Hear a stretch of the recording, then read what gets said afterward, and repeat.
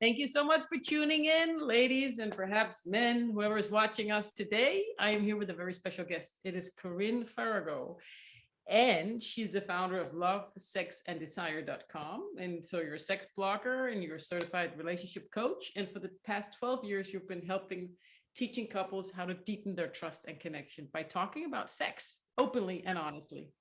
And of course, that's way faster than beating around the bush or being grumpy or whatever it is. So Yeah. Thank you so much for joining us. I am really, really thrilled to have you here. Thank you so much for sharing your wisdom. Please tell the audience a little bit about yourself and how you ended up in this work and your story, whatever you want to share. Oh, wow. Well, thank you so much, Samantha. It's wonderful being here. Hello, Denmark. So, my story, I don't want to spend too much time on my story because I want to talk about your audience's story and what I want to communicate to them today. But I think you've said it all, really. I work out of the San Francisco Bay Area. I'm an online coach, sex and intimacy coach. So I've been seeing people all over the world, and particularly all over the US and the different cultures within this huge country. And I love my work. How did you end up in this line of work? Okay, well, that's a long story. So I'll just say, I feel like I've been doing this work all my life. Really, even as a teenager, I was giving people sexual advice and relationship advice, and it just had been something in my life casually. So when I reached a certain point in my later years, I just decided I want to learn about this so that I can do it professionally. Sexuality has always been a main player in my life, a big player in my life, ups and downs with it, and mistakes and great victories and different types of relationships. I've had multiple long-term relationships, and they've all been different. They've all been a different dynamic. I feel like I've gone through everything my couples come to me with. I've been there, Mm-hmm. And I also feel like at this stage in my life, I have enough wisdom about this that there's a way to teach how to have a good sex life and how to have deep intimacy with your partner. It's not a miracle. It doesn't fall from heaven. It's something that any couple can learn how to do. Mm-hmm. If they are united as a team and they're both interested in growing together. I think for me, the biggest problem might have been to combine the two. So I could have sex without the love and it was easy, but as soon as I love a man, or that's my end goal, sex becomes really challenging and hard for me to open up. So for me, it's been the combination, like sex without love and then just love without sex, or the sex being hard somehow. Yes, absolutely. And many people compartmentalize those two things. But bringing them together, bringing them together it's what we all strive for. It's what we all long for, right? Sex is great without intimacy, just as a physical act. It's a release, it's energetic, it's, you have a connection with the person that you're with. It's not necessarily intimate, but when you combine those two things, deep intimacy, and it doesn't have to be in a long-term relationship, maybe it's just a brief relationship, but you can go deep with people and to find intimacy within sexuality, and not just love intimacy, but the intimacy of the exchange, allowing your heart to open and be vulnerable, I think is a deeply nourishing experience for people, erotically and sexually. We don't want to be guarded. We don't want to have an armor protecting ourselves emotionally. We want to let go. And so finding that with another person is what I like to teach people how to do, whether they're long-term couples or just newly dating. It's almost like honesty without words is what I'm sitting here imagining, because you can be honest verbally and really be, but you can also be it without words. Yeah, honesty without words. Yes. Yes, because, intimacy comes from the inside, right? You're letting somebody see you. You know, we've probably all heard this by now. Into me you see, right? Intimacy. You're opening up and letting someone see who you are, the real you, the authentic you. You know, it's a vulnerable state, but it's a beautiful state. I find it like not what I'm picturing right now is that you can take off all your clothes and you can have sex, but it doesn't mean that you're intimate or showing. Like it's a habit or it's a mechanism. It's something you're used to. It's something you've done before. It's not a unique experience. So for me, what I'm thinking is that I'm tired of my old sex fantasies and what I got off on and what I imagined was always some variation of something masochistic or something like male domination, which is fun and great, but I've been there, done all that. So now it's like zero, nothing, but I'm ready for something new. I really want to have love inside of the sex and inside of the climax. And I really want to put that in there somehow. So I'm in this no zone right now because I don't want to go back because that's how my brain works. Like that's how it's done forever. But I'm Yeah. ready for something new. That's where I'm at. Yeah, yeah. Well, interesting. You know, it sounds like you had a good exploration of a certain sexual persona within yourself. Many explorations, but I just want to combine it with love and real intimacy and not being like vulgar or not vulgar, but it's just there's a difference between opening up and taking your clothes off and having sex the way we've done it our entire life. Yeah, yeah, yeah. And regardless of the kind of sex you're having, you know, whether it's kinky sex or you know, or slow sex or romantic sex, whatever kind of sex you're having, the intimacy is the same. It's either there or it's not there. You know, your power exchange with your previous partners has had the potential of being a deeply intimate experience between the two of you. Whether it was or not, or maybe it was just more superficial, you know, with that power exchange, but the potential is always there to go deep with your sexual partner. It probably is. I just, yeah. Yeah.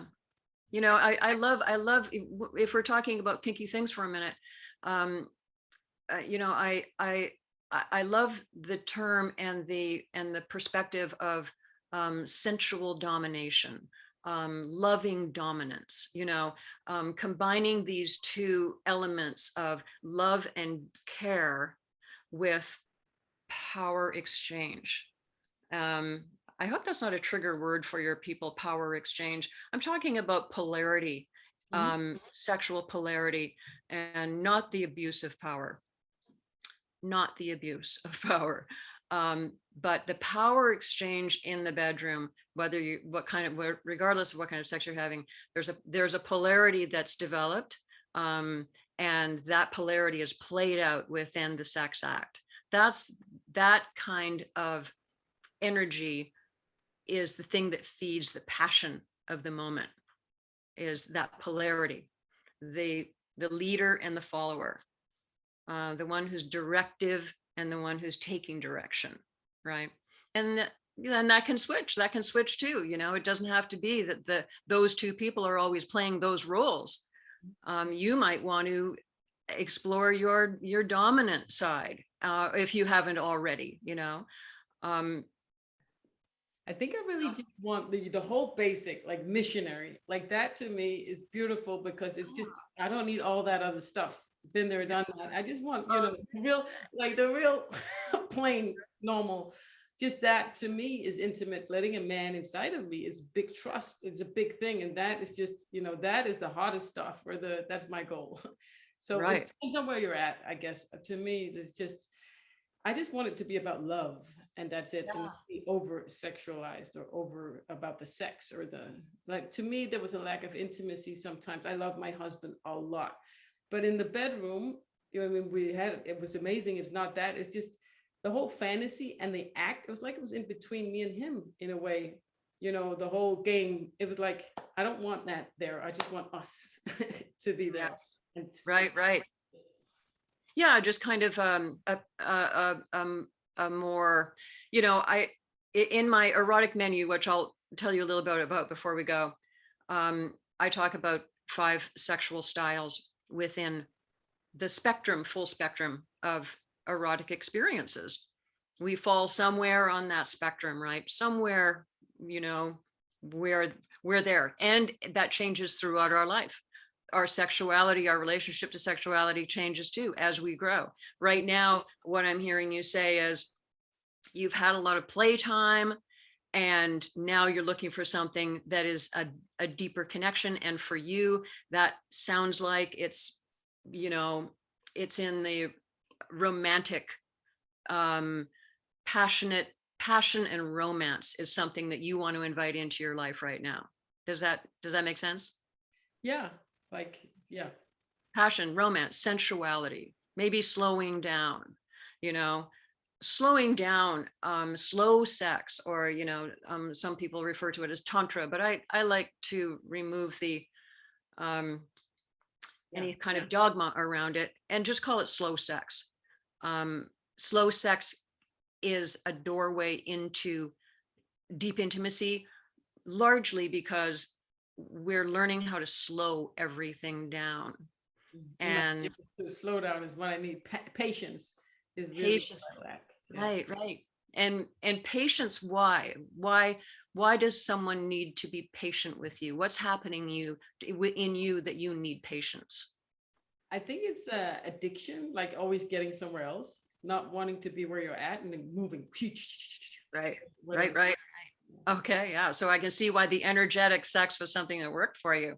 It did, but it was like I was competing with myself, or like I was Mm, disconnected right. Competing with ourselves, for maybe trying to appear some way perhaps to please our partner more. I mean, it's so subtle how we can manipulate ourselves sexually, you know, in our performance or a sense of performance, but slowing things down.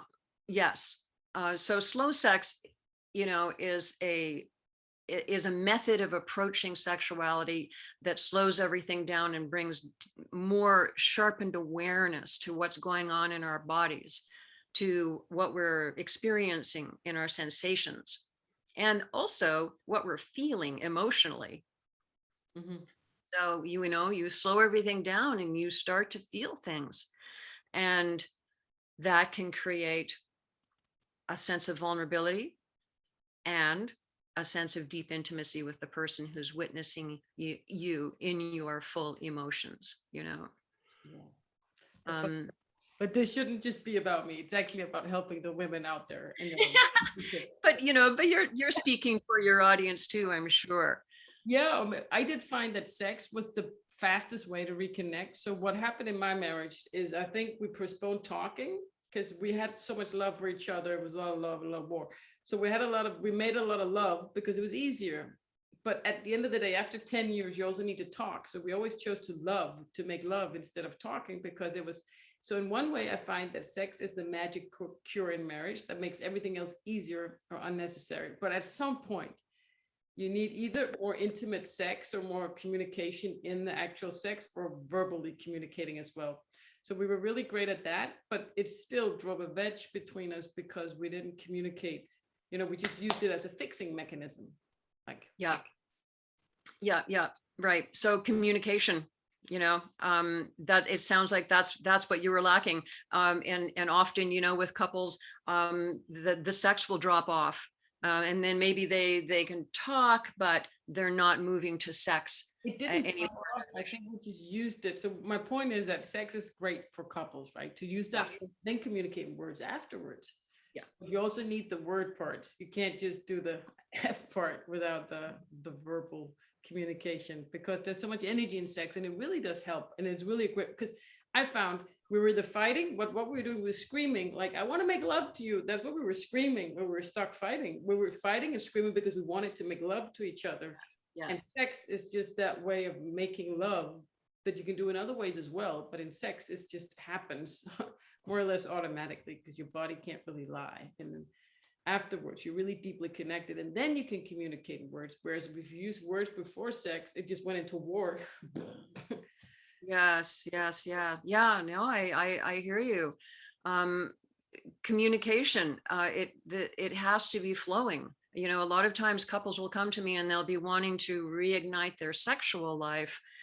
And then we'll start talking about it and I'll see, oh, okay, well, there's a whole lot of things in the relationship realm that need to be addressed first, Mhm. because for them to enter into, you know, their sexual evolution, I call it, you know, within their relationship, there has to be a foundation of trust, um, safety, you know, safety that they're not going to hurt each other every time they turn the corner emotionally, you know, lingering resentment from arguments from 2 weeks ago, you know, all of these things just shut people down in their bodies and in the bedroom. So we get in and we work on the relationship issues, and communication is usually huge. You know, it's just couples get into a pattern of, and maybe they never had the pattern, but they're not listening to each other. They're not asking for what they want. Both of them aren't feeling heard and understood, you know. So all of these things create this rocky foundation to get intimate. You just don't feel safe. So that's often the work that I do Mhm. with couples. I work on their relationship to get them to the point where they can talk about sex again and feel safe with each other to have fun and explore. Yeah, so that's what I love that you mentioned, how to talk about sex, because if you can't talk about it, it's pretty hard to, you can't read each other's mind. Yeah, yeah.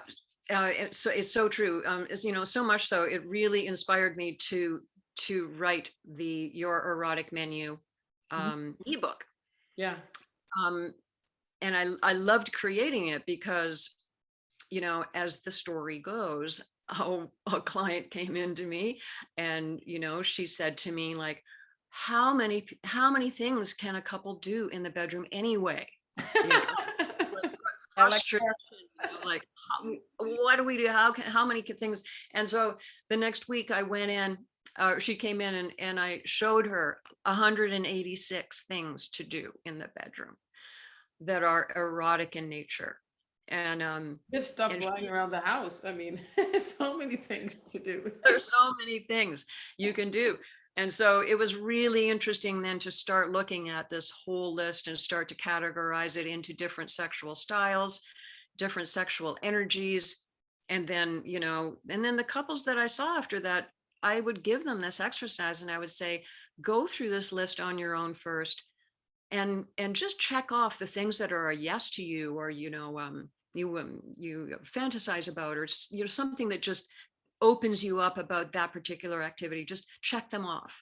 And then I led them through how to communicate about their checkoffs, you know, their That's yeses, how to share match them. what it was. Yeah, what it was. And then sometimes they would match, sometimes they wouldn't match. Sometimes couples would realize, oh my gosh, we're different. Oh, we don't And know look, until we try it, right? but difference is okay. Difference can be worked with, you know. If we were exactly like our partner, we don't have any motivation to grow and expand within our own sexual styles, right?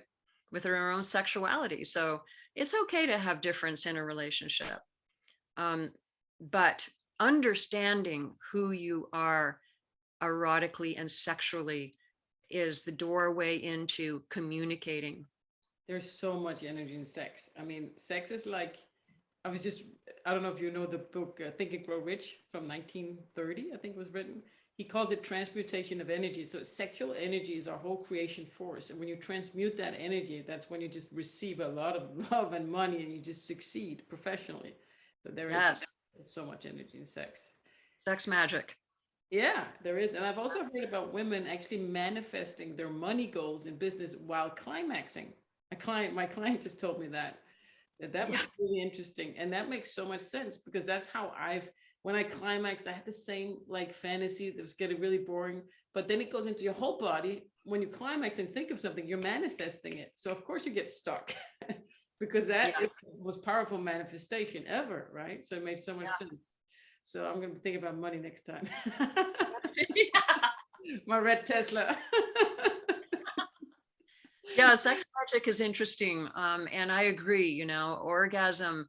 and the energy of orgasm flowing through our bodies. It's an opener. It moves energy within our bodies, and it floods our brains with all sorts of good feelings. And yeah, and so manifestation and energy are right here, and sex is about both of them. Yeah, and I think even without the orgasm, just the sexual drive that we have, or the drive, like I can see now why my business really didn't take off, because I was preoccupied with too much thinking about sex and sexual energy. But when you transmute that into your creative forces, that really makes sense to me, because it can be a distraction, right? Even in your relationship, where you jump over the actual communication, and over time it just lacks, and all those hoops you've made of not arguing.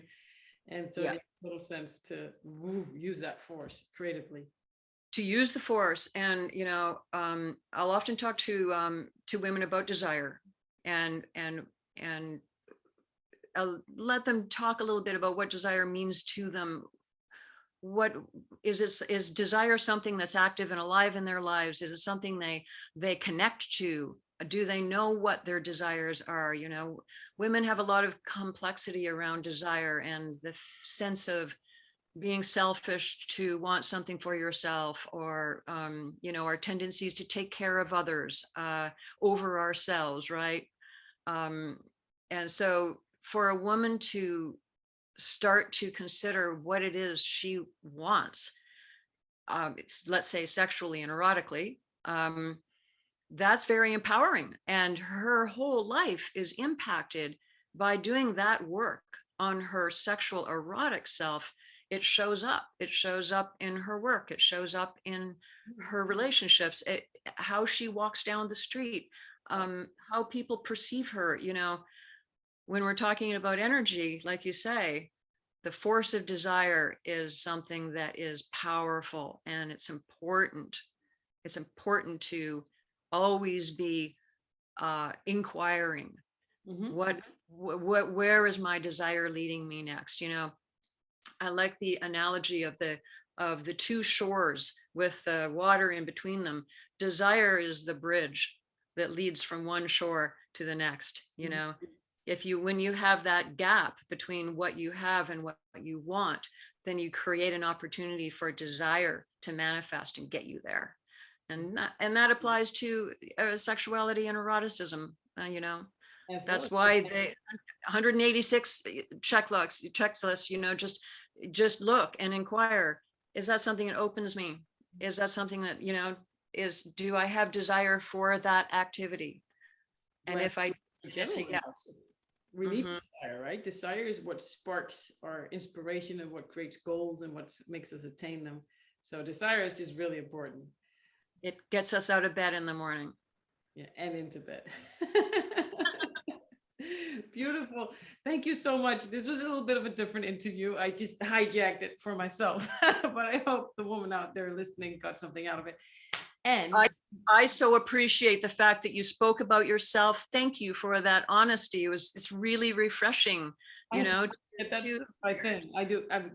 For me, the idea of not being able to talk about sex, it's not in my realm of imagination. It's just, yeah. So, but if of course, there are women out there who may not talk about it in their relationship, or who may need to contact Corinne. You have a free gift for the audience, and just know whatever it is that gets you off, or what you're interested in. We've seen it.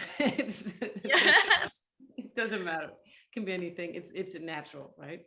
Yeah, for sure. That's what I want my couples to learn how to do. Talk about sex as easily as talking about lunch. Make it part of your conversation. Make it fun. And sex in the marriage, it's like the oil in the car. I was recently told I was doing this radio show about cars and couples with a mechanic who was also a coach, and he taught me why you need to change oil on a car, and I have no clue about cars. But when the oil is like half used and is not new, then all the mechanics get really worn out. So it's hard to explain in English, but it makes total sense that sex, or whatever you can also be talking, a couples meeting, that really makes it doesn't wear the car down as much. So change the oil. You need to change the oil in the car for all the parts not to get torn and worn out. Because when you don't make love or you don't make connection, whatever way you do it, sex or talking or date nights, whatever it is, you just bump into each other and you just break easily. You get scratches, right? And just change the oil. It drives like new, but also Yeah. talk is what I Yeah. find. I love that analogy. I'm gonna remember it. Now, The oil I in the have car. to get into an English radio show, Couples and Cars. There are so many fun analogies.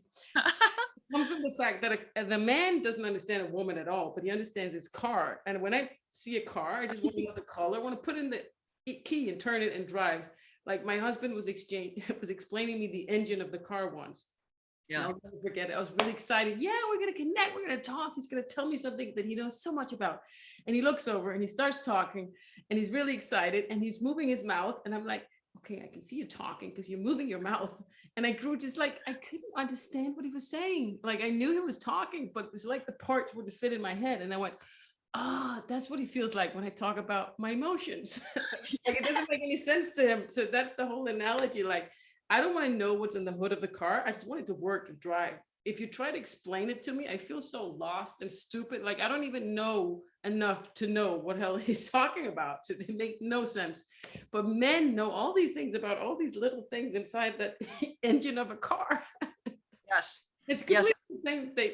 The woman is like the car, right? All these weird things going on. You press it, it makes this sound and it makes that sound. Oh, this is going to be expensive, this sound. Right. Yeah. I mean, it's a perfect example what you're saying about the difference between the masculine mind and the feminine mind. Our communication is different, and so yeah, when you're listening to him talk about all the the mechanics of the engine, it's not something inherent in you, but you can still hear it and respond and appreciate how his mind works, just like we ask our masculine people to appreciate how our feminine energy mind works. We live in the realm of emotion and feeling. We just go through our world from that place of emotion and feeling, and it's just the masculine mind does not understand that, but we can hear each other and learn to appreciate the difference. That's the secret. It's really appreciating the difference, not expecting our partners to be like us. Yeah, because really when I look at it, it doesn't make any sense. So I understand the man because it makes nonsense. It makes no sense to him, but it makes sense to me. But Yeah. very, very different come from. Yeah. It's just way different. Yes, it's the Mars and Venus, John Gray's book from so many years ago. It really nailed it. Mars and Venus, he was the first one to just start driving that point home. We are different animals, and when we come together with compassion and empathy, the union is extraordinary. Yeah, and I can use that point in time when I was sitting in the car. Next time I'm with my new husband, because we did get a divorce, because we didn't talk, we just had sex, which was great, but no more than 10 years. They need to talk. Now I can know if I don't know if it's going to be the same, but now I know how he feels, right? Because now I know what it's like for him to see my mouth moving and have no idea what I'm talking about. And then on top of that, he's scared. I'm not scared, but he's going to be scared. Oh no, she's not talking. She wants me to say something. I'm going to say something wrong. I'm going to be told, right?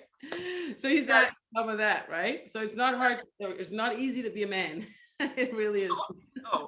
No, it's not easy to be a man, and it's not easy to be a woman. But there's so much to learn about understanding and appreciating who your partner is, and how to communicate to them in a way that they will hear you. And we do have the choice, at least that's what I felt. So since we're talking about sex, and this might be the only opportunity to say it, I did find that giving a blowjob was the easiest way for me, and it's what I love because I was finally good at it, and he was happy and I was happy, and it really made me happy. So that did the trick a lot of the time. So if I was to give one piece of advice, that's very, very effective if you enjoy it, because that you can't really go wrong. Plus I'm not talking, so he's not scared.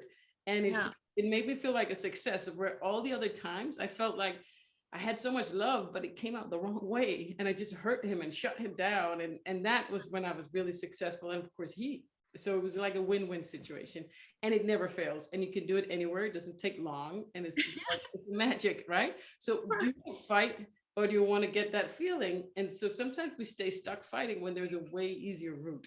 For example, blowjobs. Yeah. I love it. You know, that I'll just say when it comes to blowjobs, you know, women have a certain relationship to blowjobs. And I think there are a lot of women, in my experience, relate to blowjobs as a service for, you know, a service for, and which is the beauty of it.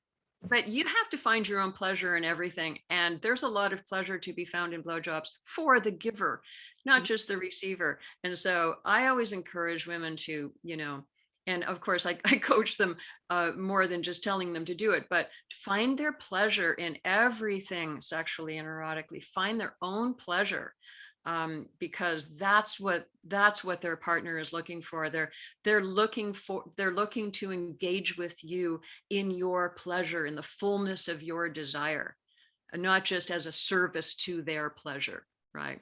Like the way the blowjob is often, you know, thought of. For me, it was just, I think it was that the whole part was to be giving and to be like, it was just I'm so masculine in the relationship, but it just really created a beautiful balance. And I enjoyed it very much because it was that devotion, complete devotion. And it gave me just as much pleasure as him. So if it doesn't, of course, that's not the way to go. Yes. Oh, yes. Don't do it. Wouldn't make any sense. Yeah. Generously giving is a beautiful receiving. And gracefully receive. And gracefully receiving. Yeah. Giving and receiving. Getting good at both. Mm-hmm. Exactly. Yep. If you're good at one and you're not too good at the other, it's time to learn some new things about the other, right? If you're really good at giving. To give a blowjob if you don't really want to give it. So. Yeah, right. Now. So that's like a good thing, right? Because if you don't feel like it, you can't do it. But if you come over it and you do it and you see how happy your husband is, for me, that was my thing. Like, I love him so much. I just want him to be happy. Yeah. Yeah. So sometimes it takes he will sit and wait for inspiration until he wants to feel like cleaning up, right? That's not going to come. So maybe sometimes for the woman is that the divine inspiration is not going to come. Start by giving what's love to him, and you might get it back. And if you forget yourself or your pride or your story, then just try it and see. It might take you. Otherwise, both are sitting there waiting, right? Oh yeah, absolutely. You know, leading with love to clean up. It's not going to happen. Whenever you feel like that. Well, it's, you know, it's leading with love, right? It's leading with love. You know, I always suggest, you know, if you're sitting waiting for your partner to do something for you, to be a certain way with you, be that way with them. Be how you want them to be. You make the first move and give them the energy you're looking for, and they will, you know, and they will clue in. But leading with love, you can't go wrong. You can't go wrong. And sometimes he doesn't want to know everything, because I'd love it if he opened up and talked and said a lot of stuff, but he doesn't want to know whatever's on my. Once he told me, "What are you thinking about?" And I talked for 20 minutes and he never asked me since, because it's not love to him to know everything that goes on in our mind, right? That might be love to us, but to him, it might be silence or silence. It might be trust that we can enjoy the silence together. I think a lot of men really do appreciate silence. Another why a blowjob is so great. It gives both. Yeah. Yes. Yeah. I just had to have the opportunity, because this would sound really weird in all the other interviews. This was your opportunity to say it. Yeah, I'm good. I'm glad. Just like sex is a superpower, and honesty, any honesty is a superpower. Just be honest about how you feel. That makes me feel so insecure. It makes me feel, just be honest without antagonistic. It works like wonders, and nobody thinks about using honesty. Like everywhere, it's a choice, right? It's so powerful. Honesty and vulnerability go hand in hand. You know, if you're being honest, you're being vulnerable. You're showing your honest, true side. You know, not about how annoying he is. Yeah, About yourself. yeah, yeah. So the audience, I'm sure they want to connect with you. Is what do you have for them? Yeah, so the thing that I really like people to download from my website is the ebook, Your Erotic Menu. Yes. And it will teach a couple how to have that really difficult conversation around sexuality by going through this list of 186 activities, checking off, and then I lead them with guided questions and considerations. And it's like a communication exercise around eroticism. So it's a door opener. And I'd say to my couples, do it for a date night, do it for 3 date nights. The Your Erotic Menu can lead your date nights ongoing. So it just kicks them off into a kind of curious, exploratory, fun way of growing together. I can't wait to hear feedback from the audience. This is more fun than couples therapy, right? I once told my husband, hey, we either go to couples counseling or we go to a swinger club. Like, which is it? Like, you need to talk, you need to do something, right? This is just more fun, and it's healthy, right? It's super healthy. Yeah. So do this. So Men me just like talking all the time. Huh? Let me just say too, my bonus for this is the erotic menu you get, but then the bonus is 3 videos that go with the erotic menu that I coach you through using the erotic menu on these videos. So it's like a full package of exactly how to do it, and do it in a way that actually makes changes and transformations in your sex life. So that's the full gift.